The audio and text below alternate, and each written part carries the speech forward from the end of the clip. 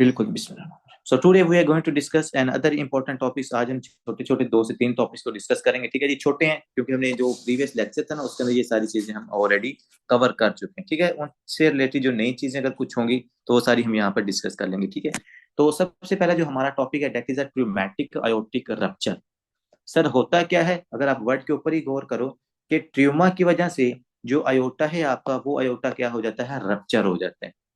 वो हमारे पास accidental cause हो सकता है, वो हमारे पास डिसलरेशन इंजरी हो सकती है, वो हमारे पास डायरेक्ट जो स्टैब वोंड है वो हमारे पास हो सकते हैं। तो वट एवर द रीजन, होना क्या चाहिए सर, ट्रियोमा होना चाहिए। तो अगर किसी पेशेंट को ट्रियोमा की वजह से क्या है, अब वो ट्रियोमा क्या हो सकता है आपको पता है, 2 टाइप्स के ट्रियोमास होते हैं। एक मेरे पास क्या होता है, डायरेक्ट ट्रियोमा, और एक आपके पास होता है ब्लंट इंजरी, या उसको ब्लंट ट्रियोमा कहा जाता है। उसके लिए हम यहाँ पर वर्ड यूज कर लेते हैं ब्लंट इंजरी। अब ब्लंट इंजरी क्या होता है, ब्लंट इंजरी हम ऐसी इंजरी को कहते हैं कि जिसके अंदर आपको एक्सटर्नल ब्लीडिंग नजर नहीं आती, बट ब्लंट इंजरी के अंदर आपको इंटरनल ब्लीडिंग होती। मतलब बाहर से बंदा बिल्कुल ठीक होता है, लेकिन एक्चुअली उस बंदे के साथ क्या हो रहा है, जो उसका बीपी होता है वो ड्रॉप हो रहा होता है, बड़ी रैपिडली ड्रॉप हो रहा होता है।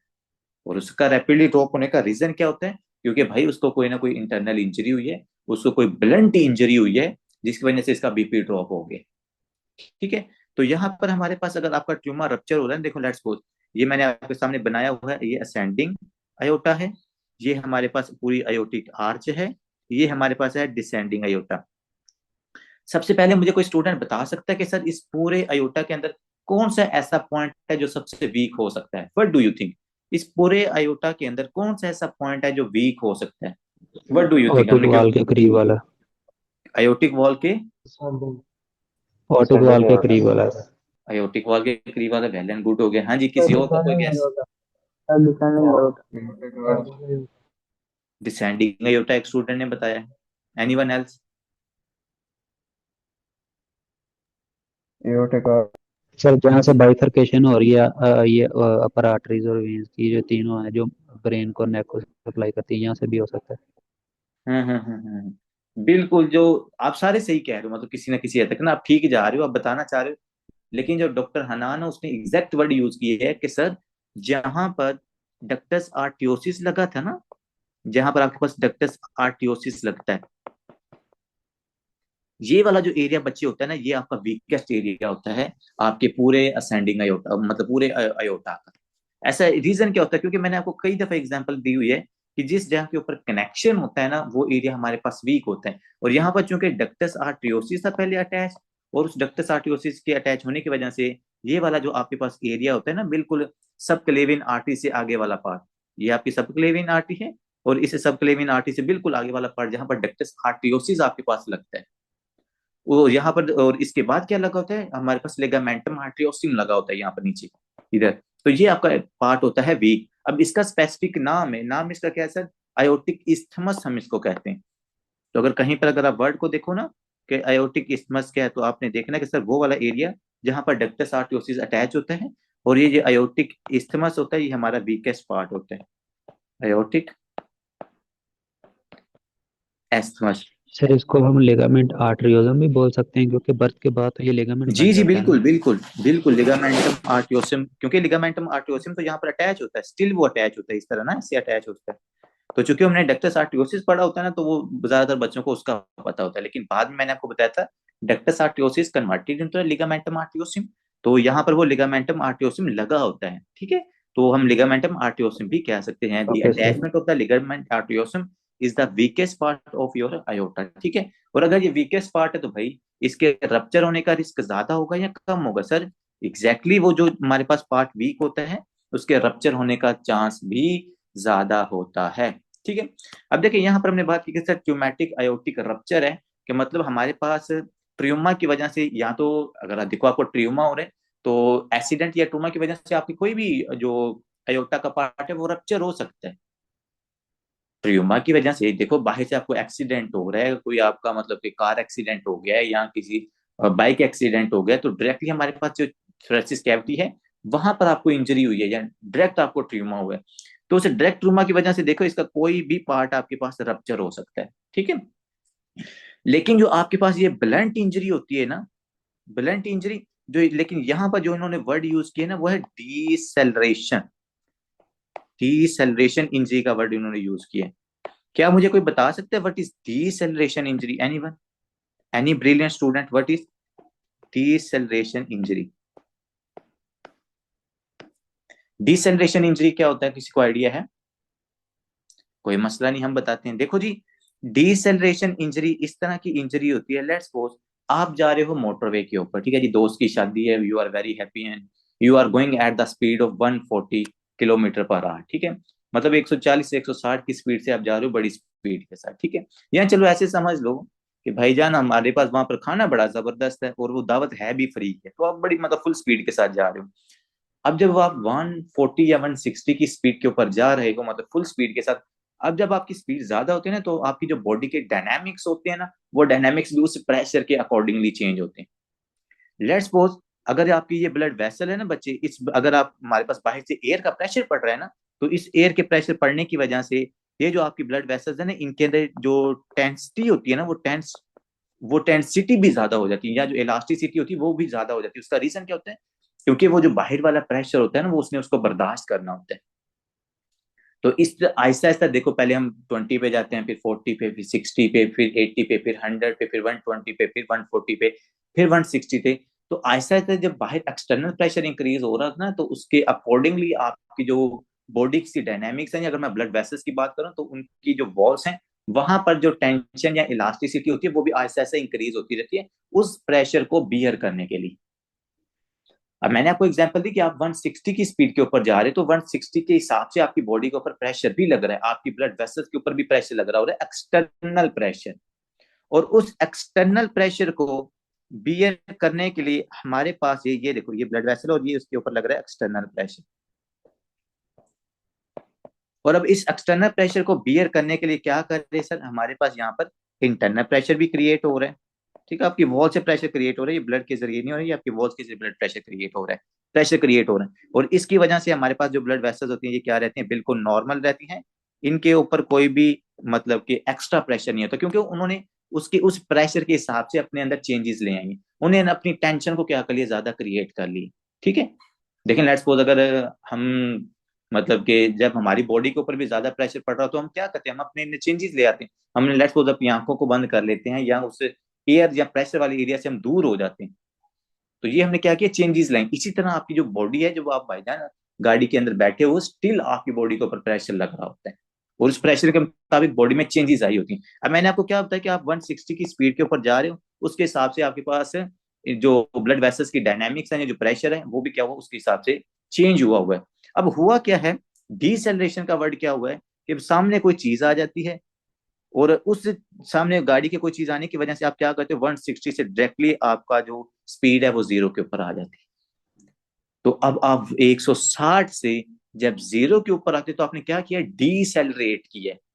और ये डीसेलरेशन कैसे हुई है, ये बहुत रैपिडली डीसेलरेशन हुई है, मतलब विद इन फ्यू सेकेंड्स हम 160 से किसके ऊपर चले गए हैं, जीरो के ऊपर चले गए। वो एक्सीडेंट की वजह से हो सकता है, या आपको किसी मतलब के इमरजेंसी ब्रेक लगानी पड़ गई। तो इस दौरान क्या हुआ सर, डिसेलरेशन हुई। अब देखो, अब ये जो बाहर वाला प्रेशर है, ये बाहर वाला प्रेशर क्या हो गया सर, सडनली ये प्रेशर ड्रॉप हो गया, 160 से कितने के ऊपर आ गया, जीरो के ऊपर। लेकिन जो जो इंटरनल प्रेशर क्रिएट हुआ था ना, क्योंकि इसको तो कम होने में थोड़ा सा टाइम लगता है। तो बाहर जीरो था, लेट्स सपोज मैं कहता हूँ अंदर 160 क्रिएट हुआ था, इतना मतलब कि प्रेशर वॉल्स के ऊपर क्रिएट हुआ था। जब बाहर जीरो हो जाएगा, तो ये प्रेशर क्या करता है हमारे पास, ये जो ब्लड वेसल है ये क्या कर जाती है, रप्चर कर जाती है। क्यों? क्योंकि बाहर जीरो प्रेशर हो गया, और जो इंटरनल प्रेशर वो हमारे पास स्टिल 160 के अकॉर्डिंग था। तो it can lead towards the rupture of your blood vessel because of a big pressure changes between the external environment and into your internal blood vessels pressure। ठीक है, तो ये इसको हम कहते हैं डिसेलरेशन इंजरी। ये जो आपने सडनली ब्रेक लगाई है, और उस ब्रेक के हिसाब से अभी आपकी बॉडी ने क्या नहीं किया सर, अपने अंदर कंपनसेटरी चेंजेस नहीं लेके आई थी। तो 160 से जब जीरो के ऊपर एक्सटर्नल प्रेशर जाता है, तो लेकिन ब्लड वेसल के अंदर तो अभी स्टिल वही वाला प्रेशर था ना, तो वन इंटरनल प्रेशर इंक्रीज होता है, वो वॉल्स के ऊपर ज्यादा प्रेशर के साथ लगता है, आपकी वॉल्स क्या हो जाती है, रप्चर हो जाती है। और अब इसकी वजह से पेशेंट को एक्सटर्नली प्रेशर ब्लीड नहीं हो रहा होता, एक्सटर्नली आपको कोई ब्लीडिंग नजर नहीं आती, लेकिन इंटरनल उसकी अयोटा रप्चर हो चुकी होती है। और इस चीज को हम क्या कहते हैं sir, that is called the deceleration injury. और ये आपने जरूर याद रखनी है बच्चों, हमारे पास बहुत से पेशेंट इस तरह के आपको नजर आएंगे, क्योंकि आपको पता है एक्सीडेंट पाकिस्तान में बहुत ज्यादा कॉमन है।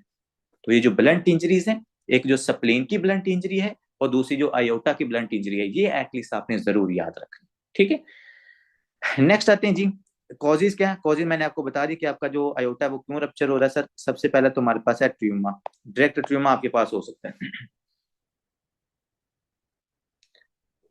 सर डिसेलरेशन इंजरी की आप इस तरह डेफिनेशन लिख लो ना, कि sudden decrease in pressure, sudden decrease in pressure of blood vessel leads towards the rupture of aorta और रप्चर ऑफ ब्लड वेसल। ठीक है, सडनली जब प्रेशर बहुत ज्यादा हमारे पास डिक्रीज होता है ना एक्सटर्नल प्रेशर, तो उसकी वजह से जो हमारे पास इंटरनल ब्लड वेसल है ना वो रप्चर हो जाती है, उसकी डेफिनेशन है। तो एटियोलॉजी सर ट्यूमा कैसे कैसे रप्चर हो सकता है। सबसे पहले तो रीजन है कि भाई डायरेक्टली अगर आपको कोई इंजरी हो जाए, मैंने जैसा वो का कोई स्टैब आपके पास, मतलब कि कोई चाकू बंदा आपके मार दे, या दूसरे नंबर पर डायरेक्टली आपकी चेस्ट के अंदर कोई चीज आके लग जाए, तो वो तो हो गया डायरेक्ट, उसकी वजह से आपका एओर्टा रप्चर हो सकता है। और दूसरा मैंने आपको बताया डिसेलरेशन इंजरी। अब डिसेलरेशन इंजरी मैंने ऑलरेडी ऊपर आपको एक्सप्लेन कर दी है कि sudden drop in external pressure cause the internal pressure on blood vessels that can rupture your beautiful blood vessels. ठीक है, अब देखें, जब आपके पास पेशेंट को ट्यूमैटिक आयोटिक रप्चर होता है ना, तो ट्यूमैटिक आयोटिक रप्चर होने के बाद पेशेंट के अंदर सिम्टम कैसे आ सकती है, मैं वो आपको थोड़ी देर बाद बताता हूँ। लेकिन यहाँ पर ना, जब ये पेशेंट आता है ना, तो आपने एक चीज इसकी जरूर करवा के देखनी होती है। वो क्या है सर, वो है इस पेशेंट का चेस्ट एक्सरे। अब चेस्ट एक्सरे जो फाइंडिंग है, ये बच्चों आपने गौर करना है। देखो ये है मेरे पास हार्ट, नजर आ रहा है आपको हार्ट, लेकिन अगर आप इस हार्ट की ऊपर वाली साइड को देखो ना, तो ये वाला एरिया जिसको हम मेडिएस्टिनम कहते हैं, ये वाला एरिया आपको वाइड नजर आ रहा है, ये वाला एरिया आपको वाइड नजर आ रहा है। और इसके वाइड नजर आने की रीजन क्या है, जिन लोगों के अंदर ट्यूमैटिक आयोटिक रप्चर होता है, उनका ये जो मेडिएस्टिनम पे ये जो हमारे पास अयोटा है ना, ये रप्चर हो चुका होता है। और अयोटा रप्चर होने की वजह से ये सारा क्या है सर, ये सारी ब्लड की अकेमुलेशन है, ये सारी ब्लड की अकेमुलेशन है। और ब्लड की अकेमुलेशन की वजह से क्या हो रहा है, पेशेंट का जो चेस्ट एक्सरे है या जो मेडिएस्टिनम है, सॉरी, वो आपको क्या मिलती है, वाइट। तो यहां पर मैं लिखता हूं कि अगर कोई पेशेंट ट्यूमैटिक आयोटिक रप्चर के साथ आता है, तो उस पेशेंट का जो मेडिएस्टिनम है वो आपको वाइट मिलता है। तो वाइडेंड मेडिएस्टिनम, ठीक है, वाइडेंड मेडिएस्टिनम। देखो बच्चों यहाँ पर ना कुछ सिम्टम्स भी इसके साथ ही लिख लो। सबसे पहले इस पेशेंट को होती है जी चेस्ट पेन, लेकिन वो चेस्ट पेन कौन सी होती है सर, टीयरिंग चेस्ट पेन। ठीक है, या जिसके लिए हम वर्ड यूज कर लेते हैं sharp chest pain, sharp chest pain, जब बंदे का आयोटा रप्चर होता है। ठीक है, उसके अलावा सर पेशेंट को क्या होता है, चूंकि आयोटा रप्चर है, बीपी ब्लड जो ब्लड है वो वैसा से बाहर जा रहा है, तो हम यहाँ पर लिखेंगे डिक्रीज, डिक्रीज ब्लड प्रेशर। इस पेशेंट का जो बीपी है वो भी ऐसा ऐसा ड्रॉप होना शुरू हो जाता है। ठीक है, तीसरी सिम्टम आप लिखने इसकी डायाफोरेसिस, मतलब को पेशेंट को पसीना आता है जब भी बॉडी की पेशेंट की बॉडी के ऊपर स्ट्रेस आती है, या पेशेंट के अंदर हेमरेज होता है, इंटरनल हेमरेज है या एक्सटर्नल हेमरेज है, ये सिंपैथेटिक नर्वस सिस्टम पे एक्टिवेट होता है, जिसकी वजह से पेशेंट के अंदर आपको डायाफोरेसिस नजर आता है। ठीक है, तो ये छोटा सा टॉपिक आपने यहाँ पर याद रखना है। सर अब ना, पेशेंट की अगर हम ईसीजी कराएंगे तो उसमें टैकिकार्डिया नजर आएगा हमें। जी जी बिल्कुल टैकीकार्डिया नजर आएगा, लेकिन वो कौन सा टैकीकार्डिया होगा, वो सर रिफ्लेक्स टैकीकार्डिया होगा। उसका रीजन क्या है सर कि उसमें बीपी कार्डियक ड्रॉप। आउटपुट कम होगी, जी जी बिल्कुल, लेकिन डायस्टोल टैकीकार्डिया, फिलिंग टाइम कम होगा। सर मेरी बात तो सुन लें, सर बात तो सुन लें। आयोटिक रप्चर हुआ है ना, अब पेशेंट की जो सिस्टेमिक सर्कुलेशन है उसमें ब्लड वॉल्यूम कम हुआ है। जब ब्लड वॉल्यूम कम होता है ना, तो उसकी वजह से आपका सिंपैथेटिक नर्वस सिस्टम एक्टिवेट होता है, कि चल भी सिंपैथेटिक नर्वस सिस्टम एक्टिवेट हो, पेशेंट का बीपी को इंक्रीज कर। ठीक है, तो जब सिंपैथेटिक नर्वस सिस्टम एक्टिवेट होता है, तो एक तो उसकी वजह से वैजो कंस्ट्रिक्शन हो रही होती है, दूसरा हमारे पास क्या है, आपकी जो हार्ट रेट होती है वो हार्ट रेट इंक्रीज हो जाती है। ठीक है, तो पेशेंट के अंदर में टैकीकार्डिया नजर आता है। लेकिन यहाँ पर टैकीकार्डिया का पता आपको नुकसान है, यहाँ पर इस पेशेंट के अंदर टैकीकार्डिया का आपको नुकसान है, इसलिए अयोटिक रप्चर वाले पेशेंट को ज्यादातर एंटी इंपल्स थेरेपी देते हो, तो मतलब बीटा ब्लॉकर्स इस तरह की ड्रग्स देते होते हैं। उसका रीजन क्या होता है कि अगर कंटिन्यूसली ब्लड आपके हार्ट से निकलता रहेगा, ऊपर से अयोटा तो रप्चर है, तो उस रप्चर अयोटा के अंदर ज्यादा ब्लड जाएगा और वो कंडीशन ज्यादा वर्स हो जाएगी। इसलिए हम चाहते हैं कि इसकी जो सिंपैथेटिक सिस्टम है वो इनहिबिट ही रहे तो ज्यादा बेहतर है, ठीक है, जब तक हम उस सर आयोटा को रिपेयर नहीं कर लेते। जी जी। ये सर ब्लड वॉल्यूम कम होने की वजह से ये तो पता चल गया कि बीपी ड्रॉप होगा, हाइपोटेंशन होगी पेशेंट को, लेकिन दूसरी तरफ हम कह रहे हैं कि वैसो कंस्ट्रिक्शन होगी, तो वैसो कंस्ट्रिक्शन से तो बीपी तेज नहीं हो जाता, इंक्रीज हो जाता? जी जी, मेरी बात सुने। अभी जो इनिशियल पेशेंट के अंदर सिम्टम्स आ रही है ना, देखो ब्लड वॉल्यूम लॉस हो रहा है, पहले उसको क्या सिम्टम आ रही है, इनिशियल सिम्टम तो उसको वही यानी कि उसका बीपी ड्रॉप होगा। अब बीपी ड्रॉप होने के बाद जो उसकी बॉडी कंपनसेटरी मैकेनिज्म एक्टिवेट करेगी ना, तो उसकी वजह से वो क्या करेगी, आपका ब्लड प्रेशर को इंक्रीज करने की कोशिश करेगी, लेकिन सम केसेस के अंदर वो इंक्रीज भी नहीं कर पाती। अब उसका क्या रीजन होता है, क्योंकि भाई उसने इंक्रीज कैसे करवाना है, एट द एंड तो आपके पास जो ब्लड वॉल्यूम है उसने ही हमारे पास बीपी को इंक्रीज करवाना है ना। चले हमने वैजो कंस्ट्रिक्शन करवा लिए, लेकिन वैजो कंस्ट्रिक्शन से अगर आपके पास ब्लड ही नहीं तो आप कितना प्रेशर क्रिएट करोगे। एक मैं कह रहा हूँ, एक मेरे पास पाइप है, अगर उस पाइप के अंदर पानी ही नहीं है तो मैं उस पाइप से कैसे प्रेशर को जनरेट करूंगा, मैं उसको जितना मर्जी कंस्ट्रिक्ट करता रहूं, ठीक है। तो constriction helps to increase the blood pressure, लेकिन उसके लिए ब्लड का वॉल्यूम भी तो होना जरूरी है ना। तो अब आपका ओके सारा सर। ब्लड लॉस होता जा रहा है, तो हम उसमें से कैसे ब्लड को इंक्रीज करवा। देखिए आपने हेमरेज के पेशेंट्स देखे होंगे, हेमरेज के पेशेंट आपके पास हाइपोटेंशन के साथ आते हैं, और जो आपका सबसे बड़ा चैलेंज होता है उन पेशेंट्स के अंदर वो यही होता है कि भाई सबसे पहले मैंने इसके वाइटल्स को मेंटेन करना है, मैंने सबसे पहले इस पेशेंट के बीपी को इंक्रीज करवाना है। बात समझ आ गई डॉक्टर साहब। अब आते हैं सर नेक्स्ट, आयोटिक डाइसेक्शन। देखो बच्चों, रप्चर और डाइसेक्शन में डिफरेंस है, these are not too similar conditions. Rupture का मतलब होता है जब आपकी पूरी जो ब्लड वेसल होती है वो रप्चर हो जाए। देखिए यहाँ पर अगर मैं ड्रॉ करूं, तो चलिए सबसे पहले मैं डाइसेक्शन की डिफाइन कर देता हूँ डेफिनेशन, क्योंकि हमारा इनिशियल टॉपिक है। उसके बाद फिर हम इसको रप्चर के साथ डिफ्रेंशिएट करते हैं। देखो आयोटिक डाइसेक्शन हम कहते हैं कि अगर आपकी ब्लड वेसल्स के अंदर क्या आ जाए, टीयर, वर्ड हम यूज करते हैं टीयरिंग का, tearing of, tearing of blood vessel, और यहां पर कौन सी ब्लड वेसल्स की हम बात करें सर, आयोटा, तो इसके लिए हम वर्ड यूज करते हैं tearing of the aorta that can leads towards the, that can leads towards the, towards the formation of, formation of false, जी जी बिल्कुल डॉक्टर साहब, फॉर्मेशन ऑफ फाल्स ल्यूमन। अब देखिए आपने ना एक चीज याद रखनी, मैं आपको बार बार जो एनाटॉमी याद करवाता हूँ ना ब्लड वेसल्स की, उसका कोई ना कोई रीजन होता है। उसका रीजन क्या देखें अगर ये मेरे पास ब्लड वेसल है ना, दैट्स, तो ये है आपके पास एक ब्लड वेसल, सबसे अंदर है जी ट्यूनिका इंटीमा, ठीक है, इससे बाहर क्या है सर, ट्यूनिका मीडिया है, यहाँ पर ट्यूनिका मीडिया, और सबसे आउटर लेयर कौन सी सर, ट्यूनिका एडवेंटिशिया। अब बच्चों आपने एक बात याद रखनी है, जो आयोटिक डाइसेक्शन होती है ना, आयोटिक डाइसेक्शन में क्या होता है कि ये जो आपकी ट्यूनिका एंटीमा है ना, जो एंडोथीलियल लेयर की, एंडोथीलियल सेल्स की लेयर है सबसे अंदर वाली, इसके अंदर टीयर आता है, यहाँ पर रप्चर आता है। जब यहाँ पर टीयर आता है ना, तो आपका जो ब्लड है वो क्या करता है, वो ट्यूनिका एंटीमा से निकलकर ट्यूनिका मीडिया के अंदर चला जाता है। यहाँ से ब्लड कहाँ पर चला जाता है, इस ट्यूनिका मीडिया के अंदर चला जाता है। जब आपकी ब्लड की, ब्लड वेसल की वॉल की अगर एक लेयर फटती है ना, उसके अंदर टीयर आता है ना, तो उसकी वजह से ये ट्यूनिका एंटीमा को क्रॉस करके जो आपका ब्लड है वो कहां पर जाना शुरू हो जाता है, ट्यूनिका मीडिया के अंदर।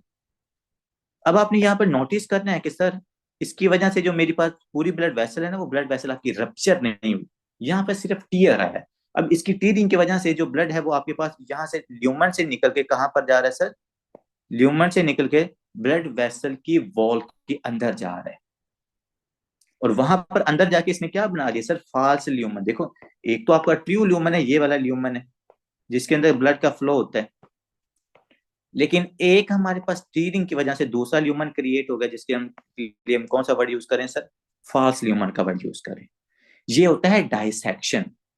रप्चर क्या होता है, रप्चर होता है भाई अगर आपकी ब्लड वेसल की जो तीनों लेयर्स हैं, वो तीनों लेयर्स अगर रप्चर हो जाए, ब्लड वेसल की जो तीनों लेयर्स हैं वो तीनों लेयर्स रप्चर हो जाएं, और वहां से जो ब्लड है वो क्या करे, ब्लड वेसल से बाहर जाए, that is called the rupture, ठीक है। अब दूसरी जो चीज आपने यहाँ पर याद रखनी है वो ये है कि dissection can lead towards the rupture. अगर यहाँ पर डायसेक्शन होगी ना तो ब्लड यहाँ पर डिपॉजिट, तो ये ब्लड हमारे पास अगर ट्यूनिका एडवेंटिशिया को भी रप्चर कर देना, वहां पर भी डायसेक्शन कर दे, तो फिर तीनों लेयर्स आपके पास रप्चर हो जाएंगी और उसकी वजह से पेशेंट के अंदर डायसेक्शन से रप्चर हो जाएगा। ठीक है, लेकिन दोनों में फर्क है। डायसेक्शन में सिर्फ एक ब्लड वेसल की लेयर के अंदर टीयर आता है, वो ही फटती है। रप्चर के अंदर तीनों लेयर्स हमारे पास फट जाती हैं, तीनों के अंदर रप्चरिंग हो जाती है। तो ये आपने डिफरेंस यहाँ पर याद रखना है। मैं आपको यहाँ से डायग्राम से भी एक दफा दिखाता हूँ ताकि आपको क्लियर हो जाए। बच्चे ये देखो, अब आप नोटिस करो यहां से ब्लड बाहर नहीं जा रहा, ये सिर्फ क्या कर एक लेयर से निकलकर दूसरी लेयर के अंदर जा रहा है। ट्यूनिका एंटीमा से निकलकर ट्यूनिका मीडिया के अंदर जा रहा है ये वाला ब्लड। और अगर ये रप्चर हो ना तो रप्चर होकर ब्लड ये बाहर चला जाता है, यहाँ पर ब्लड वेसल से ही ब्लड निकल जाता है हमारे पास। लेकिन यहाँ पर एक ये वाला एक ल्यूमन है, इस ल्यूमन को छोड़ के ब्लड ने ट्यूनिका एंटीमा को रप्चर किया है, और वो कहाँ पर जा रहा है, ट्यूनिका मीडिया वाली लेयर्स के अंदर ब्लड जाके डिपॉजिट होना शुरू होती है। ठीक है, तो that is called your dissection, that is called your aortic dissection. ठीक है, अब नेक्स्ट आते हैं कि सर ये जो ट्यूनिका एंटीमा के अंदर रप्चर आया है, सर इस रप्चर के रीजंस क्या थे। देखो सबसे पहला जो मेन रीजन हमारे पास होता है वो है हाइपरटेंशन। मेन रीजन क्या सर, हाइपरटेंशन है।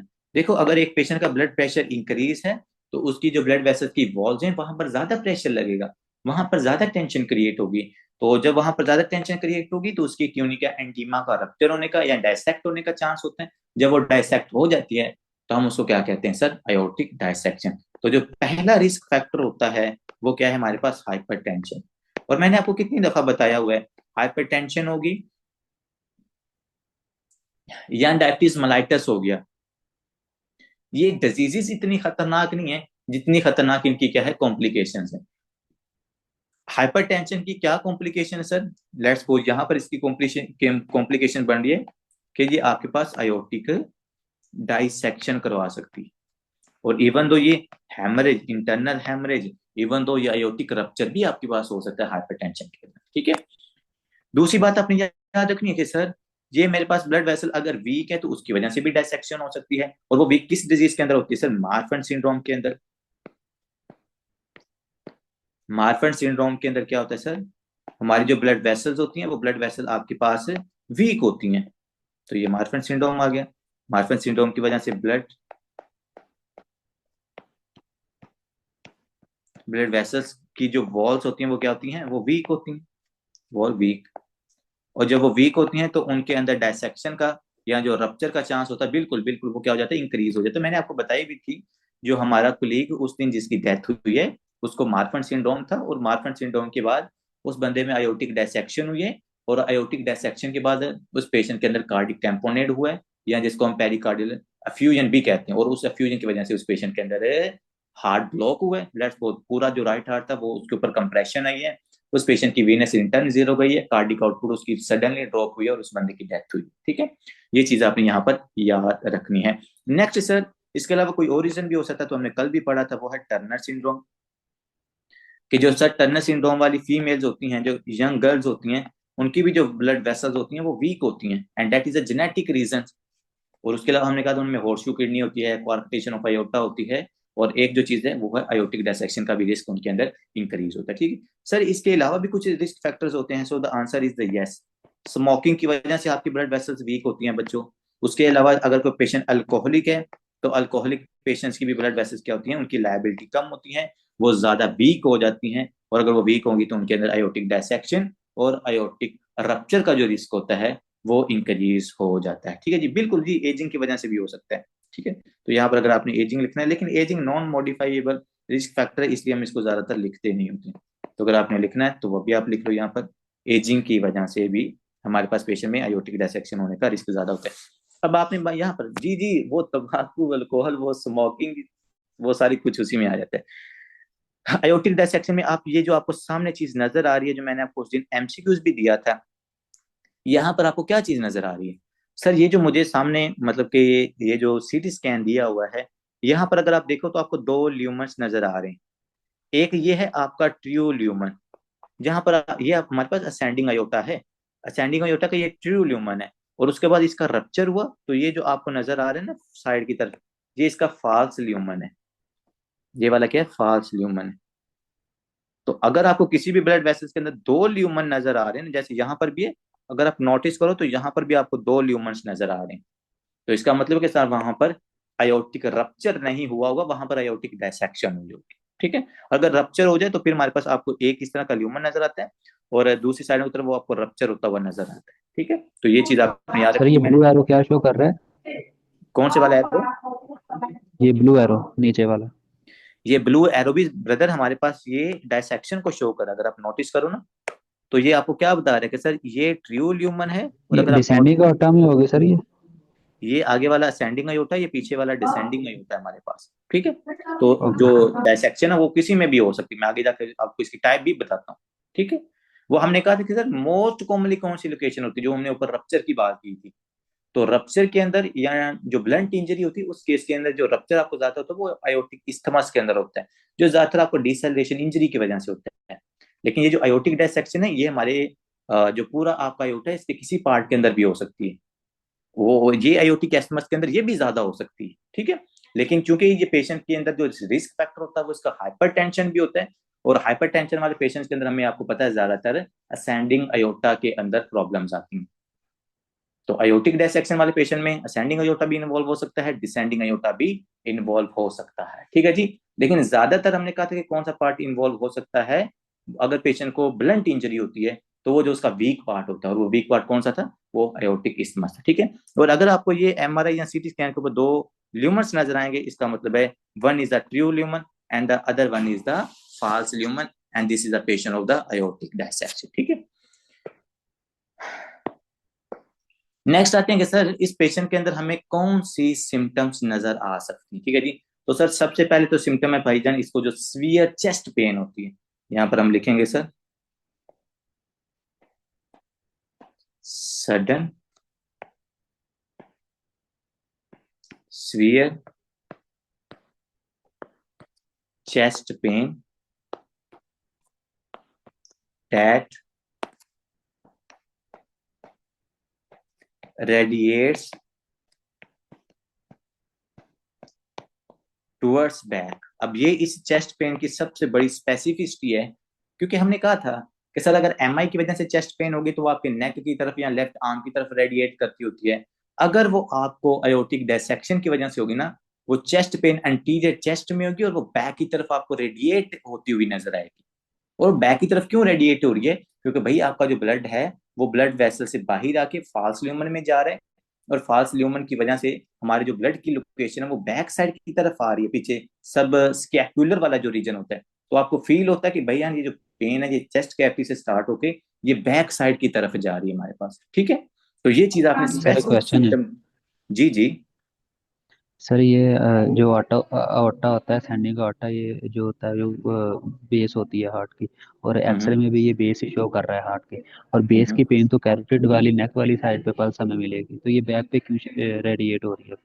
भाईजान अगर वो नेक की तरफ रेडिएट होती है, वो नेक का उसका रीजन क्या होता है, आपने कभी देखा है कि एमआई वाला जो पेशेंट होता है उसकी जो पेन होती है वो नेक की तरफ क्यों रेडिएट होती है?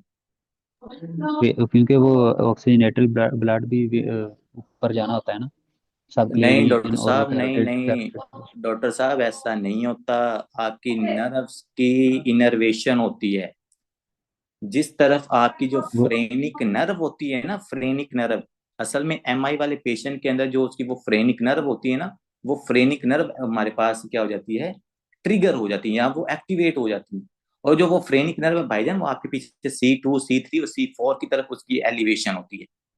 तो अब जब फ्रेनिक नर्व एक्टिवेट होती है या जब आप उसको मतलब कि ट्रिगर कर रहे हो ना, तो वो जिस जिस एरिया के अंदर वो जा रही होती है ना, वो आपकी ये आर्म की तरफ से पास होती है, वो आपकी ये नेक वाले एरिया की तरफ से पास होती है, तो आपको उस तरफ क्या है, एलिवेशन ऑफ पेन नजर आती है। It's not related with the oxygen और it's not related with the blood flow.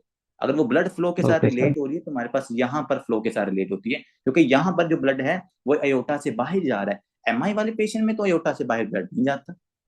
बात आप समझ रहे डॉक्टर साहब, उसके अंदर तो क्या होता है कि आपके हार्ट को जी ब्लड जी सर। सप्लाई नहीं मिलती, हार्ट को ब्लड सप्लाई नहीं मिलती, उसकी नेक्रोसिस होती है, नेक्रोसिस की वजह से इन्फ्लामेटरी मीडिएटर्स रिलीज होते हैं, वो इन्फ्लामेटरी मीडिएटर्स क्या करते हैं, हमारे पास उस नर्व को एक्टिवेट करते हैं, और वो नर्व की जिस तरह भी एलिवेशन होती है उस एरिया के अंदर आपको पेन नजर आती है, उसमें आर्म इन्वॉल्व होती है, उसमें आपकी नेक इन्वॉल्व होती है, और even though back of neck भी आपके पास इन्वॉल्व होती है, ठीक है। तो that related with the nerves, जो ये हमारा concept aortic okay dissection sir. वाला, इससे related totally upon your blood flow. यहाँ पर डायसेक्ट होकर ब्लड आपका बाहर जा रहा होता है, जब वो बाहर जाता है देखें, अब ये बाहर जाके ये आपको पेन हमेशा नर्व्स की कंप्रेशन की वजह से होती है। जो नर्व्स आपके पास मतलब कि एलिवेट होंगी या ट्रिगर होंगी ना, उसकी वजह से आपको पेन होती है, जब उनके नोसिसेप्टर्स एक्टिवेट होते हैं। तो डायसेक्शन की वजह से हमारे पास वो वाली नर्व्स एक्टिवेट हो जाती है जो आपकी बैक साइड से मूव कर रही होती है, या जिनकी जो रूट वैल्यू होती है वो बैक साइड की तरफ, देखो जितनी भी नर्व्स आती हैं वो ऑलमोस्ट आपके स्पाइनल कोर्ड से निकलती है ना। तो इस तरह आपने देखा होगा कि अगर किसी पेशेंट को पैंक्रियाटाइटिस होता है ना, तो एपिगैस्ट्रिक पेन होती है, वो बैक की तरफ रेडिएट हो रही होती है। क्यों भाई? भाईजान उस एरिया को जो नर्व एलिवेट करी है, या जो नर्व उस पेशेंट को सेंसेशन दे रही है, उसकी जो रूट वैल्यू वो स्पाइनल कोर्ड वाली साइड से आ रही होती है। तो इसी तरह यहाँ पर भी ऐसा कंसेप्ट होता है, जो पेन होती है वो नर्व्स के ऊपर डिपेंड करती है, not upon the location of the blood और नेक्रोसिस, ठीक है। तो यहाँ पर हमारे पास सडन चेस्ट पेन हो रही है, और वो बैक की तरफ हमारे रेडिएट कर रही है, और अगर वो बैक की तरफ रेडिएट कर रही होगी तो वो उसी नर्व्स को हमारे पास ट्रिगर कर रही होगी जो बैक साइड की तरफ जा रही होगी, ठीक है। आगे आते हैं कि सर, यार माइक बंद कर लो, अल्लाह के बंदे, दूसरे बच्चे डिस्टर्ब हो रहे हैं, किसी का माइक ऑन है। ये चेस्ट पेन आपको होगी सर, इसके अलावा जो चूंकि ब्लड वैसे ब्लड ल्यूमन से बाहर जा रहा है, तो आपका ब्लड वॉल्यूम कम होगा, ब्लड वॉल्यूम कम होगा, और ब्लड वॉल्यूम कम होने की वजह से जो आपका ब्लड प्रेशर है, वो ब्लड प्रेशर क्या हो सकता है सर, ड्रॉप हो जाता है। लेकिन इसमें ना एक बात याद रखिएगा, डायसेक्शन वाले पेशेंट के अंदर ना जो ब्लड प्रेशर होता है वो इतना ज्यादा ड्रॉप नहीं होता जितना रप्चर के अंदर होता है, क्योंकि रप्चर में तो आपकी वो ब्लड वेसल से ही बाहर जा रहा होता है। अब यहाँ पर चूंकि ब्लड बाहर जा रहा है, लेकिन वो स्टिल ब्लड वेसल की वॉल के अंदर है, तो वो ज्यादा ब्लड का फ्लो नहीं होता, इसलिए बीपी ड्रॉप होता है। इतना ड्रॉप नहीं होता कि वो 60/30 या मतलब के 50/20 या इतना ड्रॉप हो जाए, ऐसा नहीं होता। लेट्स सपोज हम कहते हैं 100 हो गया होगा, या हम कहते हैं कि 90 हो गया होगा, ठीक है। तो ये चीज भी आपने यहाँ पर याद रखनी, it always depends upon how much blood you lost, ठीक है। दूसरी जो सबसे इंपॉर्टेंट बात आपने याद रखनी है ना, that is unequivalence of the blood pressure,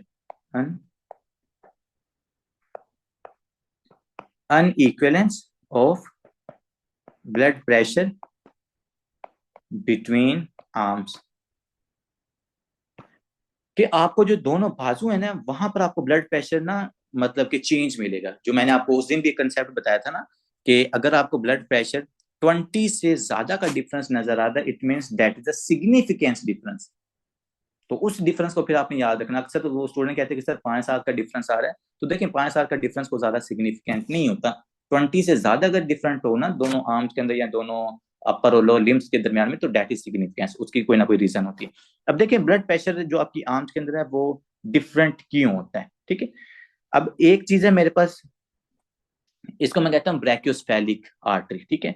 ये है मेरे पास कैरोटिड आर्टरी, ये है आपके पास सब क्लेवियन आर्टरी, ये क्या हमारे पास सब क्लेवियन आर्टरी। अब ये जो आपकी ब्रैकियोस्फेलिक आर्टरी होती है ना, ये भी आगे जाके क्या देती है, सब क्लेवियन आर्टरी देती है। और वो कौन सी सब क्लेवियन आर्टरी होती है, राइट सब क्लेवियन आर्टरी। और ये जो सब क्लेवियन आर्टरीज होती है ना बच्चे, ये आपकी आर्म्स को ब्लड सप्लाई करती हैं। तो ये लेफ्ट सब क्लेवियन आर्टरी है, ये राइट सब क्लेवियन आर्टरी है, और ये मेरे पास क्या है, लेफ्ट सब क्लेवियन आर्टरी है। अब देखें, अगर आपके पास डायसेक्शन, ये जो प्रेशर का डिफरेंस है ना आपकी दोनों, लेट्स सपोज मैं कहता हूँ राइट में और है, यहाँ जो लेफ्ट है उसके अंदर मतलब कि ड्रॉप है, और राइट के अंदर ना एलिवेट है ब्लड प्रेशर। उसका रीजन क्या हो सकता है? देखिए अगर आपके पास डायसेक्शन हो जाती है यहाँ पर, जहां पर मैं आपको ये कर रहा हूँ ना, जिसको मैंने पॉइंट आउट किया, अगर यहाँ पर डायसेक्शन हो जाती है आपको, तो देखो बच्चों, ये जो हमारे पास राइट सबक्लेवियन आर्टरी, यहाँ पर तो ब्लड जा रहा होगा, तो इसका मतलब सर राइट साइड की तरफ तो ब्लड प्रेशर हमारा ठीक होगा, राइट आर्म में तो ठीक होगा। लेकिन यहाँ पर चूंकि ब्लड लॉस हो रहा है ना, तो इसके लॉस होने की वजह से आगे ब्लड कम जाएगा। जब आगे ब्लड कम जाएगा तो जो आपकी लेफ्ट सब क्लेविन आर्टरी उसको कम ब्लड मिलेगा। जब लेफ्ट सब क्लेविन आर्टरी को कम ब्लड मिलता है ना, तो आपकी लेफ्ट आर्म में जो बीपी होता है वो ड्रॉप होता है। राइट आर्म में ठीक है, लेफ्ट आर्म में जो आपका बीपी होता है वो ड्रॉप हो जाता है। ये बात आपने यहाँ पर याद रखनी है। एक रीजन इसका ये होता है, मैं आपको एक और रीजन भी बताता हूँ।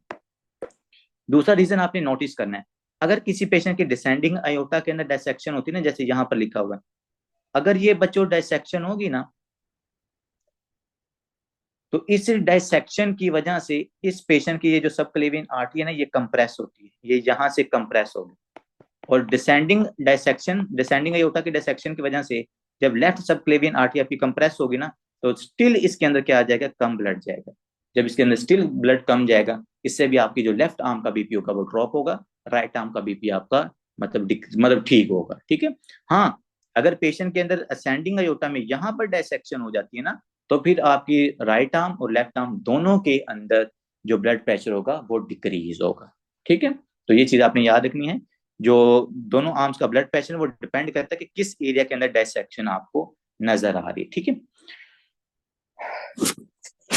नेक्स्ट आते हैं सर, अयोटिक डायसेक्शन वाले पेशेंट के अंदर भी आपको जो मेडिएस्टिनम है वो आपको वाइड ही नजर आती है, क्योंकि यहाँ पर दो ल्यूमन क्रिएट हो गए।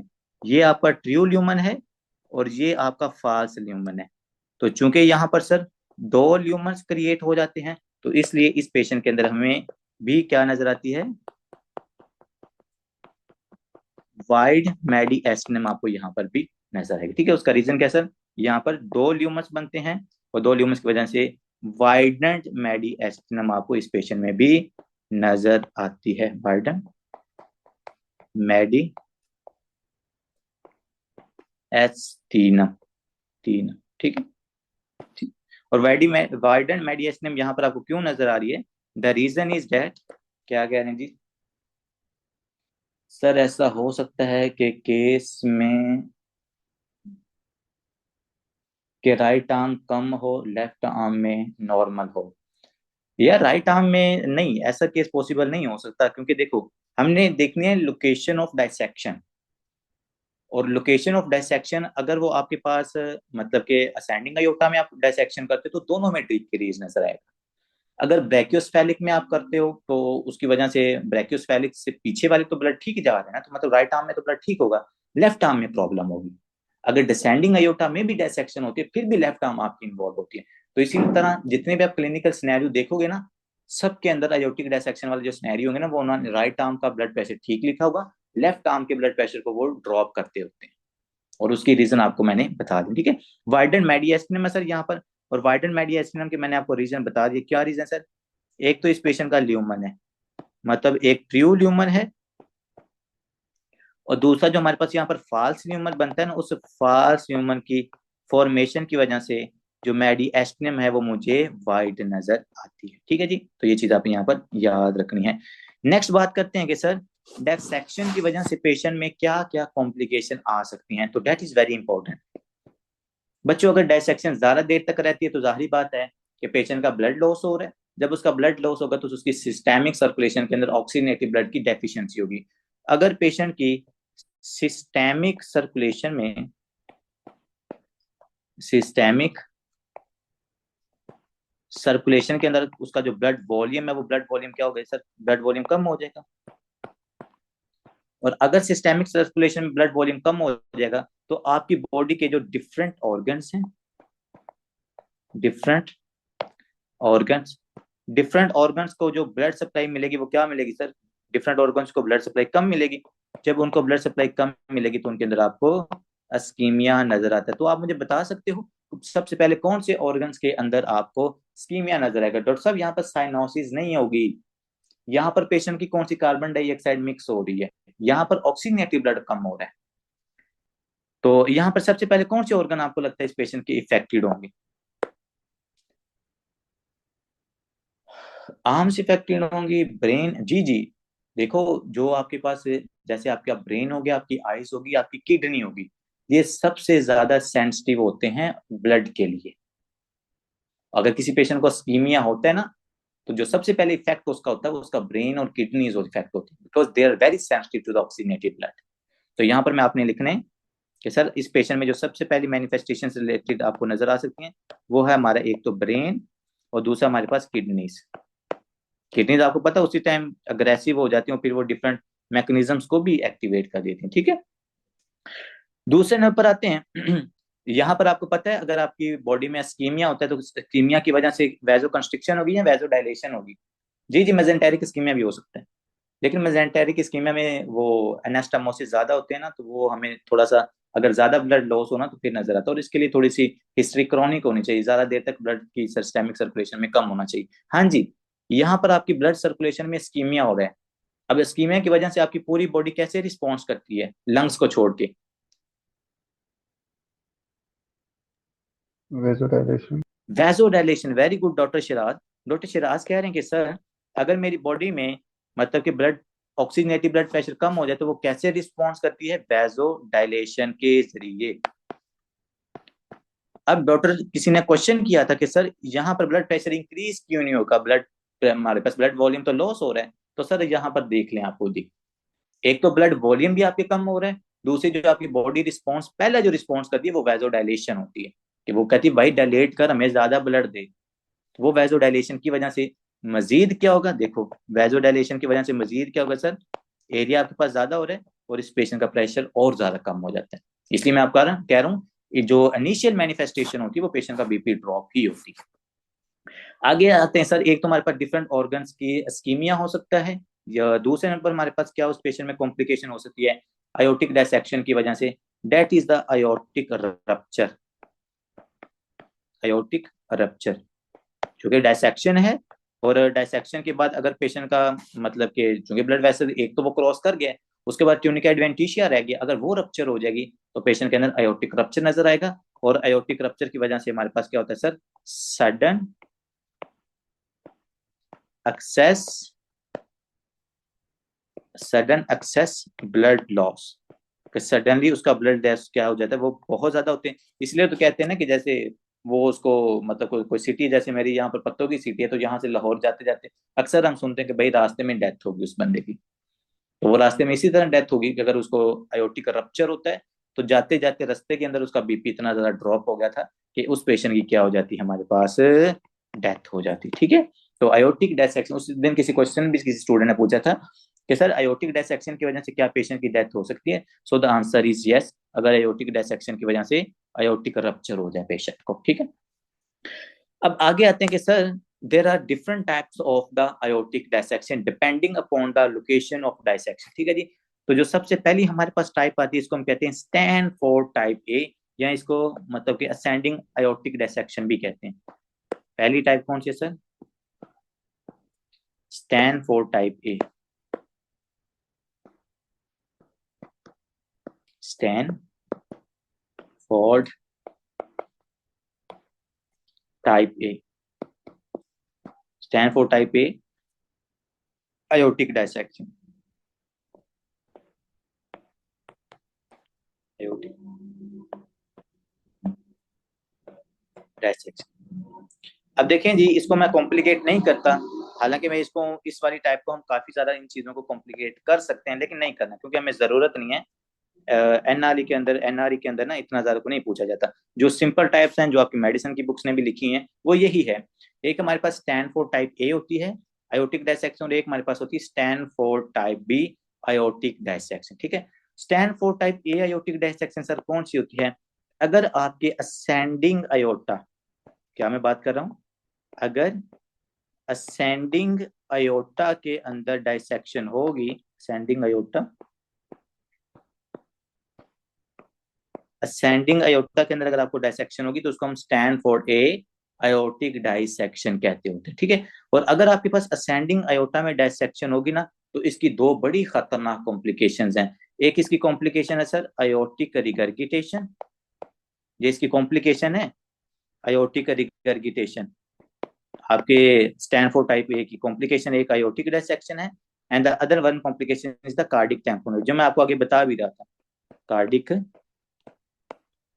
टेम्पोनेट, कि ब्लड यहाँ से लॉस होके पेरिकार्डियल कैविटी में जाएगा, और पेरिकार्डियल कैविटी में जाके आपके ब्लड को क्या करेगा, कंप्रेस करेगा, और जब आपके हार्ट को सॉरी कंप्रेस करेगा तो पेशेंट के अंदर कार्डिक टेम्पोनेट वाली सिम्टम्स आपको नजर आएंगे। ठीक है, तो अगर असेंडिंग एयोटा में देखो ये वाला, अगर असेंडिंग एयोटा में डायसेक्शन होती है तो वो टाइप ए होती है। अब देखो दूसरी बात बच्चों जो आपने याद रखनी है ना, जो असेंडिंग अयोटिक डायसेक्शन है ना, एक बात आपने मेरी जरूर याद रखनी है जो शायद आपके बुक्स ने मेंशन ना की हो, वो ये है हाइपरटेंशन।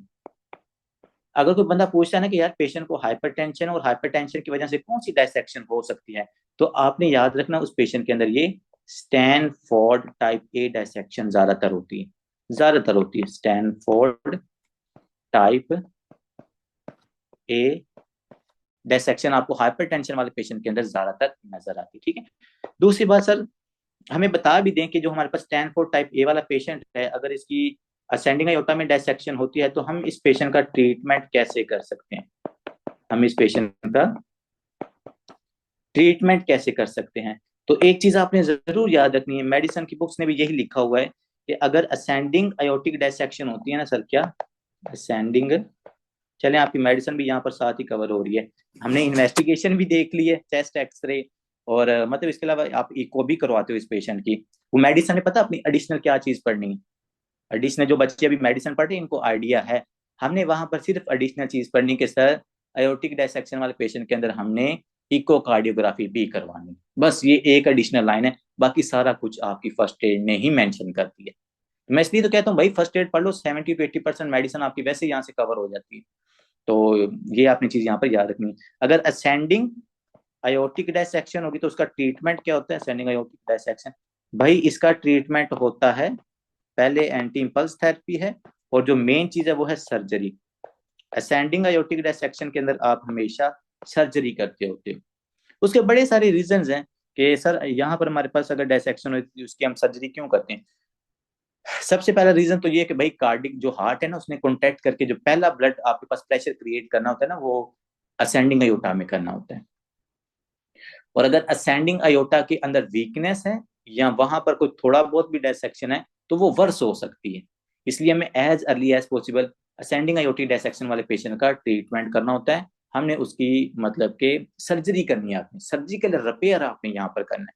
आप इसको क्या करते हो, यहाँ से क्लोज इसके ऊपर एक ना वो मतलब कि बैंड लाइक सा स्ट्रक्चर होता है, वो इसके ऊपर लगा देते हैं। ठीक है, या दूसरे हमारे पास जो अप्रोच होती है वो एंडोवस्कुलर, यहाँ से ग्राफ्टिंग भी कर सकते हैं, मतलब जो रप्चर है वहां पर ग्राफ्ट आप लगा दो। ठीक है, तो ये था स्टैनफोर्ड टाइप ए जो असेंडिंग आयोटा में होता है, और जिसके अंदर सर पेशेंट को जिसकी हमने सर्जरी करनी होती है मेनली। अब बात करते हैं स्टैनफोर्ड टाइप बी की। स्टैनफोर्ड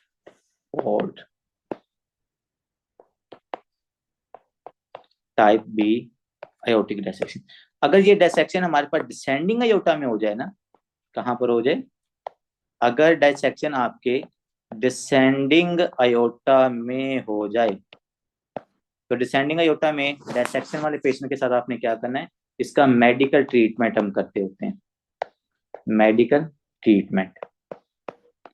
हाँ, अगर आपके पास डायसेक्शन इतनी ज्यादा वर्स हो जाए कि उस पेशेंट को फ्लैंक पेन होना शुरू हो जाए ना, तो फिर हम इस पेशेंट की भी सर्जरी करते हैं। लेकिन मोस्टली जो आपके एनआरई के मुताबिक है उन्होंने यही पूछा हुआ है, डिसेंडिंग आयोटा के अंदर आपने मेडिकल ट्रीटमेंट करना होता है। वो मेडिकल ट्रीटमेंट क्या हो सकता है सर? एंटी इंपल्स थेरेपी, मतलब कि आप उस पेशेंट को बीटा ब्लॉकर्स देते हो, वाइटल्स मेंटेन करने हैं, अगर आईवी फ्लूइड की जरूरत है तो आपने वो देने हैं, तो मेनली आपने बीटा ब्लॉकर्स या कैल्शियम चैनल्स ब्लॉकर्स देने होते हैं, कैल्शियम चैनल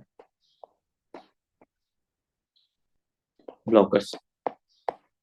ठीक है, तो अगर असेंडिंग आयोटा में डायसेक्शन है तो सर हम सर्जिकल रिपेयर करते हैं, और अगर डिसेंडिंग आयोटा के अंदर है तो हम उस पेशेंट की एंटी इंपल्स थेरेपी या जिसको हम बीटा ब्लॉकर्स, देखो बीटा ब्लॉकर्स एक तो उसकी हार्ट रेट कम होगी, और दूसरा कैल्शियम चैनल्स ब्लॉकर या मैं वैसोडायलेटर्स कोई और भी वैसोडायलेटर इस पेशेंट को दे सकता हूँ, और उस वैसोडायलेटर की वजह से पेशेंट का ब्लड प्रेशर कम होगा, प्रेशर वगैरह ब्लड सर्कुलेशन में कम होगा, तो जो डायसेक्शन की तरफ जो ब्लड है वो कम जाएगा। ठीक है, तो वो आहिस्ता आहिस्ता उसको रिपेयर करने का मौका मिल जाएगा। हाँ, अगर रिपेयर नहीं हो रहा तो फिर हम इस पेशेंट की भी सर्जरी करेंगे। ठीक है, आयोटिक डाइसेक्शन और ट्यूमेटिक रप्चर के एक्सरे में डिफ्रेंशिएट कैसे करेंगे दोनों में वार्डन? मुझे पता था ये क्वेश्चन कोई ना कोई स्टूडेंट जरूर पूछेगा।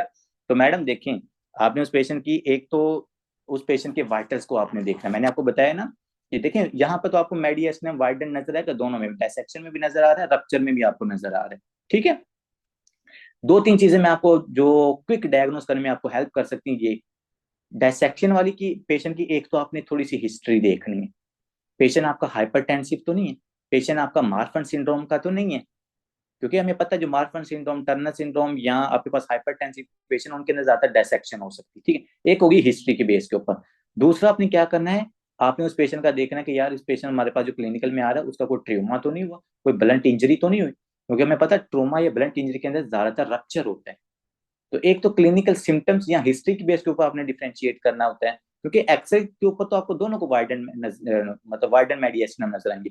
दूसरा आपने ब्लड प्रेशर को देखना है। मैंने कहा आयोटिक डायसेक्शन में ज्यादा ब्लड प्रेशर ड्रॉप नहीं होता, लेकिन रप्चर वाले पेशेंट के अंदर बहुत ज्यादा रप्चर होता है, और इवन दो सम पेशेंट आपके पास अनकॉन्शियस कंडीशन में भी आते हैं। दूसरा डिफरेंस हो गया।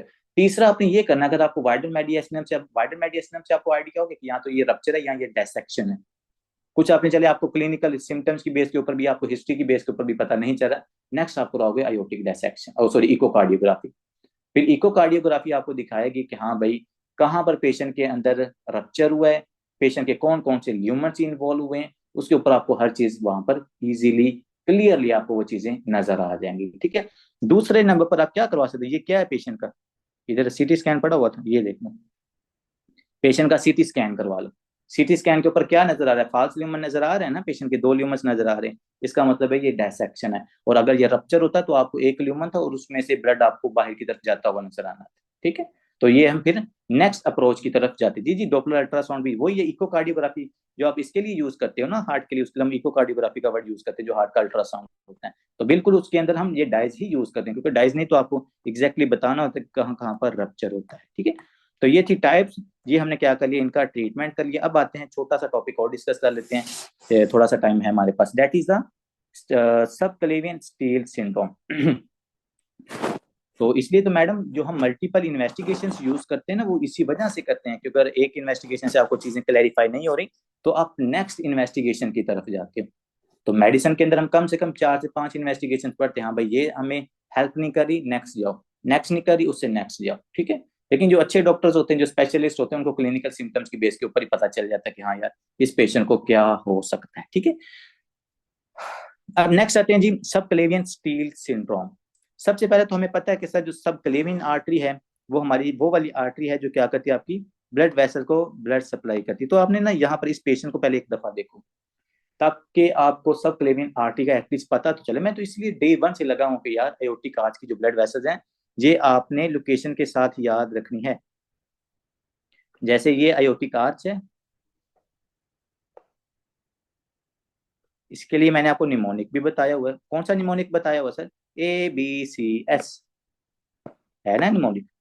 ए से असेंडिंग अयोटिक आर्च, बी से ब्रैकियोस्फेलिक, सी से सबक्लेवियन, और एस से और सॉरी सी से कॉमन कैरोटिड, और एस से हमारे पास सबक्लेवियन आर्टरी बनती है।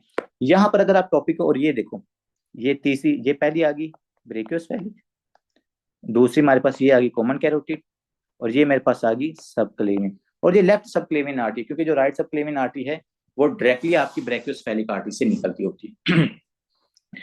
अब आपने ना क्वेश्चन इस टॉपिक के नाम के ऊपर नोटिस करो कि नाम का क्या मतलब है। सब क्लेवियन मतलब कि जो सब क्लेवियन आर्टरी है, स्टील सिंड्रोम के मतलब कि जो सब क्लेवियन आर्टरी है ना उसमें से जो ब्लड है ना वो स्टील हो रहा है, मतलब वो चोरी हो रहा है। अब सर स्टील का क्या मतलब हो सकता है, या मतलब ये पेशेंट के अंदर ना ये मैनिफेस्टेशन क्यों आती है। पहले आपने जरा थोड़ी सी इसकी बायोग्राफी देखनी है। पेशेंट को जो असल में प्रॉब्लम होती है ना, वो पेशेंट की होती है स्टीनोसिस ऑफ सबक्लेवियन आर्टरी। बात आपने जरा समझनी, स्टीनोसिस ऑफ सब स्टीनोसिस ऑफ सबक्लेवियन आर्टरी। ठीक है। अब देखो ये आपको आर्टरी नजर आ रही है ना, इसका ये वाला पार्ट देखो, सबक्लेवियन आर्टरी का ये वाला पार्ट देखो, यहां पर आपको स्टीनोसिस नजर आ रही है ना, शायद बिल्कुल नजर आ रही है। अगर ये स्टीनोसिस हो जाती है ना तो पेशेंट की ये जो प्रोक्सिमल आर्टरी है इसके अंदर ब्लड क्या आ जाएगा सर, कम जाएगा। लेट्स सपोज मैं कहता हूँ ये लेफ्ट सबक्लेवियन आर्टरी है, ये कौन सी है, ये लेफ्ट सबक्लेवियन आर्टरी है जिसने आपकी लेफ्ट आर्म को ब्लड सप्लाई करनी है। लेफ्ट आर्म को क्या करनी है, इसने ब्लड सप्लाई करनी है। लेकिन सर इसके अंदर क्या हो चुकी है सर, स्टीनोसिस हो चुकी है।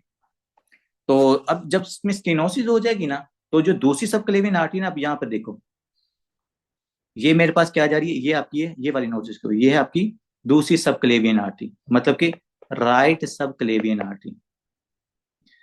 जब आपके पास लेफ्ट सबक्लेवियन आर्टरी में स्टेनोसिस होती है और लेफ्ट सबक्लेवियन आर्टरी की तरफ जब ब्लड नहीं ना जा रहा होता, तो वो क्या करती है, वो हमारे पास जो अल्टरनेटिव दूसरी साइड की तरफ राइट सबक्लेवियन आर्टरी है ना, वो वहां से ब्लड को चोरी कर लेती है। नोटिस करो यहाँ पर, ये राइट सबक्लेवियन आर्टरी है, इससे ब्रांच निकलती है वर्टिब्रल आर्टरी, ये देखो वर्टिब्रल आर्टरी। और फिर आपके पास जो लेफ्ट सबक्लेवियन आर्टरी ना, यहाँ से भी क्या निकलती है, वर्टिब्रल आर्टरी निकलती है, और ये ऊपर जाके ना दोनों आपस में कंबाइन हो जाती है। जब लेफ्ट सबक्लेवियन आर्टरी में ब्लड कम होता है, जब यहाँ पर ब्लड का प्रेशर कम होता है, तो चूंकि राइट साइड की तरफ तो नॉर्मल है ना, राइट साइड की तरफ तो आपका प्रेशर ठीक है ना, तो राइट साइड से जो आपका ब्लड है वो क्या करता है, it started to comes towards the left vertebral artery, और फिर लेफ्ट वर्टिब्रल आर्टरी से वो आपकी लेफ्ट आर्म की तरफ वो ब्लड जाना शुरू हो जाता है, या लेफ्ट सबक्लेवियन आर्टरी में ब्लड जाना शुरू हो जाता है। तो अब इसमें हुआ क्या सर, इसमें हुई है स्टीलिंग। स्टीलिंग कैसी हुई है कि जो आपकी लेफ्ट सबक्लेवियन आर्टरी थी, उसने राइट सबक्लेवियन आर्टरी, अब देखो इसने क्या करना था, ये वाली ने, इसने राइट आर्म को ब्लड सप्लाई करनी थी, राइट आर्म को, लेकिन यहां पर प्रेशर कम हुआ, तो आपके पास ऊपर से ये राइट सबक्लेवियन आर्टरी से ब्लड किसकी तरफ जाना शुरू हो जाता है, वर्टिब्रल आर्टरी, और वर्टिब्रल आर्टरी से ये दूसरी लेफ्ट वर्टिब्रल आर्टरी, और लेफ्ट वर्टिब्रल आर्टरी से ये ब्लड आपके पास लेफ्ट सबक्लेवियन आर्टरी में आ जाता है। इसलिए हम कहते हैं लेफ्ट सबक्लेवियन आर्टरी की स्टेनोसिस की वजह से क्या होता है सर, कि हमारे पास ये लेफ्ट सबक्लेवियन आर्टरी, बात को आपने समझना है, लेफ्ट सबक्लेवियन आर्टरी क्या करती है, आपकी जो राइट सबक्लेवियन आर्टरी है ना,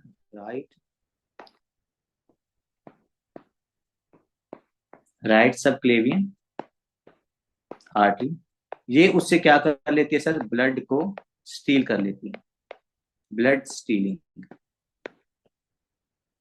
लेकिन ये ब्लड स्टीलिंग किसकी मदद से होती है, ये ब्लड स्टीलिंग होती है आपके पास another beautiful artery, that is a vertebral artery. जो वर्टिब्रल आर्टरी आपके पास सबक्लेवियन आर्टरी की ब्रांचेज है, तो ये जो चोरी होती है, इसमें जो इनडायरेक्टली इन्वॉल्व होती है वो है वर्टिब्रल आर्टरी। अब देखिए, अगर यहाँ पर आपके पास चोरी हो रही है ना, तो आप नोटिस करो कि ये जो वर्टिब्रल आर्टरी थी, जो इस वर्टिब्रल आर्टरी ने ऊपर ब्लड सप्लाई करनी थी, किसको ब्लड सप्लाई करनी थी इसने, ये ऊपर आपके पास होती है बेसिलर आर्टरी। ये जब दोनों लेफ्ट और राइट वर्टिब्रल आर्टरीज मिलती है ना, वो बेसिलर आर्टरी बनाती है, और वो जो बेसिलर आर्टरी होती है, वो आगे जाके आपके पास ना पोस्टीरियर सेरिब्रल आर्टरी बनाती है। और ये जो पोस्टीरियर सेरिब्रल आर्टरी होती है, इसने आपके ब्रेन का जो पीछे वाला पोस्टीरियर फोसा होता है ना, उसको ब्लड सप्लाई करनी होती है।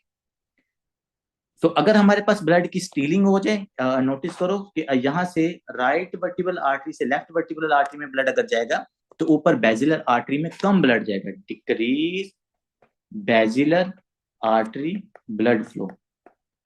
और अगर बेसिलर आर्टरी का ब्लड फ्लो कम होगा, तो आपका उस पेशेंट के ब्रेन की तरफ ब्लड कम जाता है, इसलिए पेशेंट के अंदर हमें न्यूरोलॉजिकल मैनिफेस्टेशंस नजर आती हैं। तो आप देखो ये कितना मजे का टॉपिक है सर कि आर्म का प्रॉब्लम। प्रेशर, जी जी, क्या आर्म कह रहे का हैं, जो प्रेशर है वो मेंटेन हो जाएगा इसकी चोरी होने की वजह से।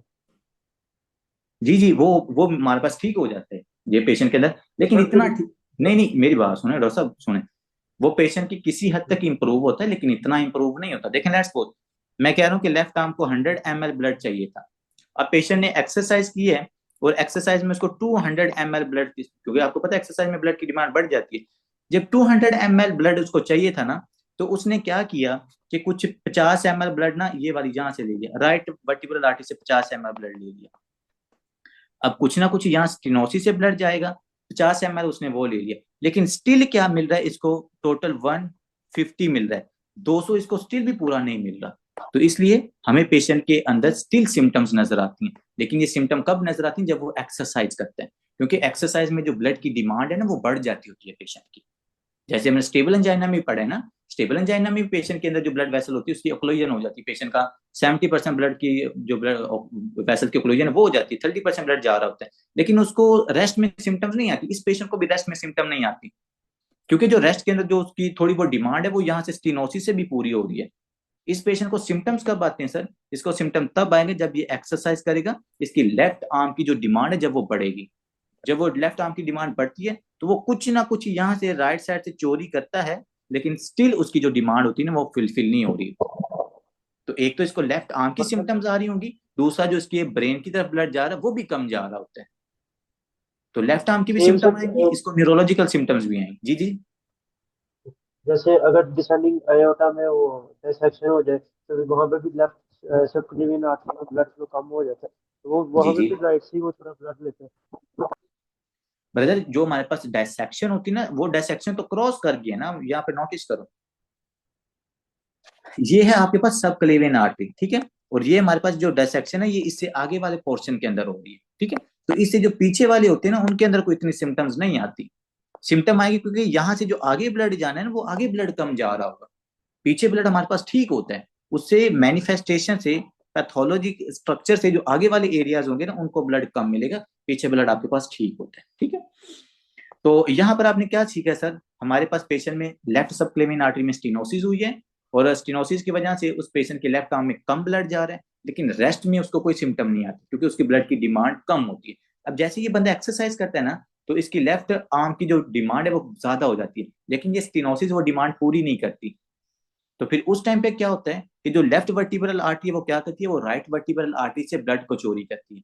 जब वो राइट वर्टिब्रल आर्टरी से ब्लड को चोरी करेगी तो ब्रेन की तरफ ब्लड कम जाएगा, देखो एक्सरसाइज के अंदर, हालांकि आपकी ब्रेन की भी डिमांड एक्सरसाइज में बढ़ जाती है, तो आपके ब्रेन की तरफ भी ब्लड कम जाएगा, और इस लेफ्ट आर्म के अंदर चाहे उसने चोरी भी कर ली है, लेकिन स्टिल क्या होगा, इसकी जो ब्लड डिमांड है वो फुलफिल नहीं होगी। इसलिए पेशेंट को एक्सरसाइज के दौरान लेफ्ट आर्म मैनिफेस्टेशंस नजर आएंगी और न्यूरोलॉजिकल सिम्टम आपको इस पेशेंट के अंदर नजर आएंगे, ठीक है। तो जब आप वर्टिब्रल आर्टरी से ब्लड को चोरी कर लोगे, तो जो आपकी सेरिब्रल परफ्यूजन है, मतलब कि जो ब्रेन की तरफ ब्लड जाएगा, वो कम हो जाता है। सेरिब्रल जो परफ्यूजन है पेशेंट की डिक्रीज हो जाएगी, और जब ब्रेन की तरफ ब्लड सप्लाई कम हो जाएगी तो पेशेंट को वही सिम्टम, मतलब कि चक्कर आना शुरू हो जाएंगे, डीजीनेस, लाइट हेडेडनेस, इस तरह की उस पेशेंट में सिम्टम्स आपको नजर आ सकती हैं। तो सबसे पहले सब क्लीवियन स्टील सिंड्रोम आपने याद रखना है। लेफ्ट सब क्लीवियन स्टील, यहाँ पर आपके पास स्टीनोसिस हुई है, और इस स्टीनोसिस की वजह से जब बंदा एक्सरसाइज करता है, डिमांड बढ़ती है, तो वो राइट साइड से ब्लड को ले लेता है। जब वो राइट साइड से ब्लड को लेता है तो ब्रेन की तरफ ब्लड सप्लाई क्या जाती है, कम जाती है, ठीक है। अब नेक्स्ट बात करते हैं कि सर इस पेशेंट के अंदर सिम्टम्स हमें क्या नजर आती है। देखो सबसे पहले तो आपने याद रखना है, जो इसको सिम्टम्स आएंगे ना, वो एक्सरसाइज के दौरान आएंगे, एक्सरसाइज इंड्यूस्ड सिम्टम्स, क्योंकि एक्सरसाइज के दौरान पेशेंट की जो आर्म्स की ब्लड सप्लाई है वो बढ़ जाती है, लेकिन वो ब्लड सप्लाई स्टीनोसिस की वजह से फुलफिल नहीं हो रही होती, तो वो वर्टिब्रल आर्टरी से कुछ ब्लड लेता है, लेकिन स्टिल उसकी जो डिमांड है वो फुलफिल नहीं हो रही थी, लेकिन एट द एंड हमें नुकसान ये होता है कि आपके ब्रेन की ब्लड सप्लाई कम हो जाती है, ठीक है जी। तो सबसे पहली सिम्टम क्या है सर, अस्कीमिया होगा, कि ब्लड की जो आर्म है उसको ब्लड सप्लाई नहीं सर मिल हम रही। पेशेंट में मनोवर्स करवा सकते हैं सिम्टम देखने के लिए? कौन सा मैन्यूअल? कोई भी मैनोवर नहीं करवा सकते पेशेंट में देखने के लिए किसने? नहीं नहीं डॉक्टर साहब, वो उस मैन्यूवर का आपको यहाँ पर कोई ऐसे फायदा नहीं होगा, वहां पर इसका हमें फायदा नहीं होता, क्योंकि वो मैन्यूवर्स हम ना आपके हार्ट रेट को कम करने के लिए हम करते होते हैं। तो यहाँ पर हमने हार्ट रेट को तो कम नहीं करना, इवन तो अगर यहाँ पर हार्ट रेट को कम करोगे तो इसकी सिम्टम और ज्यादा वर्स हो जाएंगे, क्योंकि कार्डिक आउटपुट कम होगी और ब्लड डिमांड तो आगे उसकी कम है, मतलब ब्लड सप्लाई तो आगे कम है, और उसकी वजह से इसकी ब्लड सप्लाई और ज्यादा कम हो जाएगी, ठीक है। तो वो हमें यहाँ पर ज्यादा वर्स कंडीशन हो सकती है इस पेशेंट में। सर पेशेंट में लेफ्ट आर्म में स्कीमिया हो सकता है, क्योंकि एक्सरसाइज में पेशेंट को ब्लड सप्लाई नहीं मिल रही। दूसरा, आपको उस पेशेंट में जहां पर भी स्कीमिया होता है, तो सबसे पहले जो सिम्टम आपको मस्कुलोस्केलेटल इंड्यूस सिम्टम नजर आती है, वो है लेफ्ट आर्म पेन।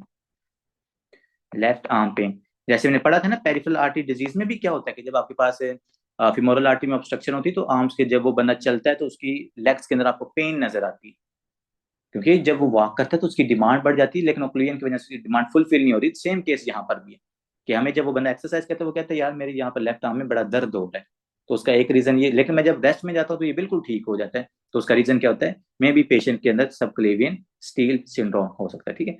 आगे सर पैरेस्थीसिस। अब पैरेस्थीसिया भी क्या होता है सर, नमनेस हो जाती है उसके लेफ्ट आर्म की तरफ, ब्लड सप्लाई कम है पेशेंट के अंदर, तो वहां पर नमनेस भी पेशेंट के अंदर हो सकती है। अब आते हैं कि सर चूंकि उसकी वर्टिब्रल आर्टरी की वजह से ब्रेन की तरफ भी ब्लड कम जा रहा था, तो अब पेशेंट के अंदर न्यूरोलॉजिकल सिम्टम्स भी आएंगे। न्यूरोलॉजिकल सिम्टम्स भी हमें उस पेशेंट के अंदर नजर आएंगी। अब न्यूरोलॉजिकल सिम्टम्स क्या होती हैं, देखो जब भी ब्लड सप्लाई कम होती है, क्या न्यूरोलॉजिकल सिम्टम्स होती हैं सर? न्यूरोलॉजिकल सिम्टम उस पेशेंट के अंदर होती हैं, सबसे पहले लाइट हेडेडनेस, कि हल्की हल्की सरदर्द, लाइट। सिनकोप हो सकता है सर? हो सकता है, बिल्कुल हो सकता है, क्योंकि ब्लड सप्लाई अगर ज्यादा कम हो जाए तो पेशेंट सिनकोप की तरफ भी जा सकता है, ठीक है। दूसरे नंबर पेशेंट के अंदर हमने जैसे जरा डॉक्टर ने लिखा तो यहाँ पे लिखते हैं, पेशेंट के अंदर सिनकोप भी हो सकता है, लेकिन सिनकोप के लिए ना काफी ज्यादा जो ब्लड सप्लाई है ना वो कम होनी चाहिए। तो इसमें हमारे पास ब्लड सप्लाई कम होती है लेकिन इतनी ज्यादा कम नहीं होती, ठीक है। तो लाइट हेडेडनेस हो गया, सिंकोप या अनकॉन्शियस कंडीशन अगर ज्यादा ही ब्लड सप्लाई दिमाग माइंड की कम हो जाए, और तीसरा बाई चांस पेशेंट को वर्टिगो मतलब चक्कर शक्कर आ सकते हैं।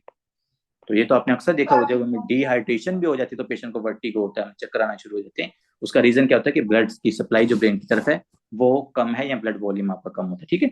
तो अगर आपको किसी पेशेंट के अंदर एक्सरसाइज करने की वजह से उसकी लेफ्ट आर्म में भी पेन है और साथ वो कहता है कि मतलब मुझे सुस्ती हो रही है, मेरे सर में दर्द हो रही है, तो आपने उस पेशेंट की इकोकार्डियोग्राफी करवानी है ताकि हमें पता चल जाए कि पेशेंट के अंदर सब क्लेवियन स्टील सिंड्रोम तो नहीं है, इसकी सब क्लेवियन आर्टरी के अंदर स्टेनोसिस तो नहीं है, ठीक है। नेक्स्ट बात करते हैं कि सर ये जो स्टेनोसिस हुई है ना, ये स्टेनोसिस की कुछ एसोसिएशंस हो सकती हैं, मतलब कि कुछ डिजीजेज हैं जिनकी वजह से ये सब क्लीवियन सिंड्रोम आपको हो सकता है, जिसके अंदर सबसे पहले आती है सर क्या हो सकती है, अगर अथीरोसेक्लेरोसिस हो जाए, अथीरोसेक्लेरोसिस मतलब अगर आपकी सब क्लेवियन आर्टरी में, बच्चों ये देखो, अगर सब क्लेवियन आर्टरी में ये देखो अगर प्लेक बन जाएगा तो स्टिल ये क्या है सर, यहाँ से ब्लड की सप्लाई मतलब ब्लड की जो सप्लाई है वो कम है, तो जब यहाँ से ब्लड की सप्लाई कम होगा तो पेशेंट वही है सब क्लीवियन सिंड्रोम की सिम्टम्स आ सकती हैं, ठीक है जी। नेक्स्ट हमारे पास क्या हो सकता है पेशेंट के अंदर सर, अगर कोई आपने उस पेशेंट की सर्जरी की है, अगर आपने उस पेशेंट की कोई सर्जरी की है, ज्यादातर कौन सी सर्जरी की हम बात करते हैं, open heart surgery. Open heart surgery वाले पेशेंट की बहुत सारा कॉम्प्लिकेशंस हम पढ़ेंगे, सर्जरी के अंदर भी हमारा ये टॉपिक है। तो ओपन हार्ट सर्जरी वाले पेशेंट्स के अंदर चूंकि हम ब्लड वेसल्स को वहां पर छेड़ते छूटते हैं, तो उसकी वजह से जो आपकी ब्लड वेसल्स हैं उनके अंदर क्या हो सकती है, स्टेनोसिस हो सकती है, वहां पर उनके अंदर स्टिफनेस हो सकती है। तो एक हमारे पास क्या इसकी एसोसिएशन है वो है सर्जरी, ठीक है। नेक्स्ट आते हैं कि सर एक हमारे पास है इन्फ्लामेटरी डिजीज, या जिसको हम कहते हैं इन्फ्लामेटरी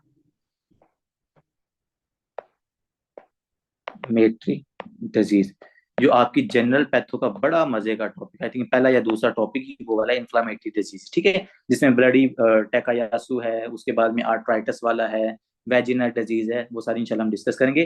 तो उसमें से जो स्पेसिफिकली टकायासु डिजीज है ना, टकायासु